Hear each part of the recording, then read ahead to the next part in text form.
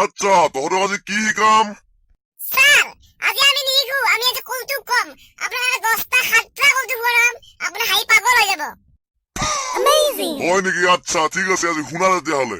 প্ৰথম কোনে আৰম্ভ কৰিব? চানি, তোৰ পৰাই আৰম্ভ কৰ। ওকে স্যাৰ, তে দেৰি নকৰি আৰম্ভ কৰিছো।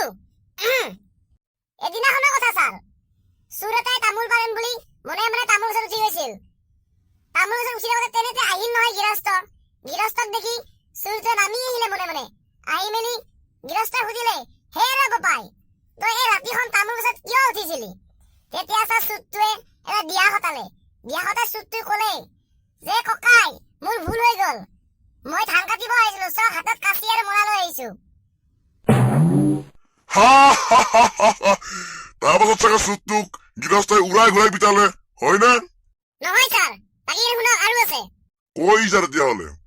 তেতিয়া গৃহস্থই ক'লে, তামোল গছত ঘাঁহ থাকিব পাৰে নে? তামোল গছত ধান থাকিব পাৰে নে? তেতিয়া চুটটোৱে ক'লে, মই তামোল গছত উঠিছিলো হয়, তাত ধান আৰু ঘাঁহ নাই কাৰণে মই নামি আহিলো। সেনেকে কৈ চুটটোৱে কয়, তেতিয়াহ'লে মই যাব পাৰো বুলি কৈ স্যাৰ এনেকুৱা দৌৰ দিলে, একদম 1 ছেকেণ্ডত ঘৰ পালে। খাট্ৰা কৌতুক কলি দেই তই, ক'ত শুনিছ? চাব্বাছ, একদম বঢ়িয়া আছে, মজা। তামোল গছতো ধান থাকিব পাৰে নে?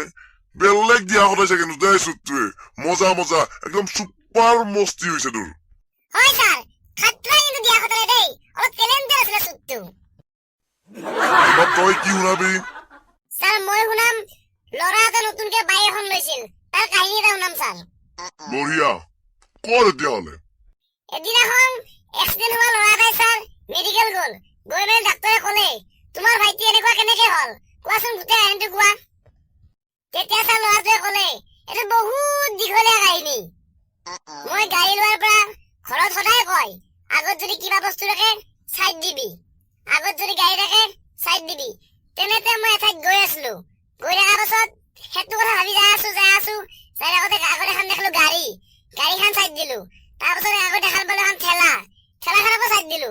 অলপমান আগত এখন দেখিলো আইচক্ৰীমৰ গাড়ী, সেইখনকো চাইড দিলো। তাৰ পাছত লেকিন ভালে আছিল, কিন্তু তাৰে পাছৰ কাহিনীটো শুনক স্যাৰ।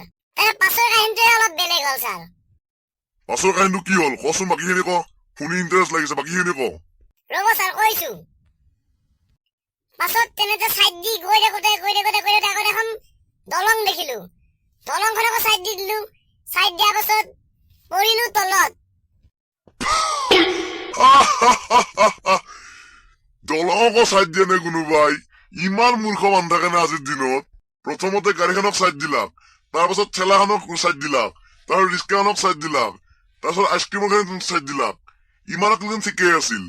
যেতিয়া আকৌ দলংখন দেখা পালাক, মানুহে চাইড দিয়াৰ পাছত তলত পৰি কিনে চাল বগাই গেল। কি হব? আজিৰ দিনত ইমান মূৰ্খ মানুহ থাকে। কি হব? তোৰ সাতটা কৌতুক কলি দেই, মজা হৈছে। সাতটাতকে সাতটা হৈছে। Thank you sir. এবার তই কি শুনাবি? স্যার মই চোৰ আৰু গৃহস্থৰ কাহিনী শুনাম। ঠিক আছে, কৈ যা, তোৰটো বা কেনে সাতটা কবি শুনো।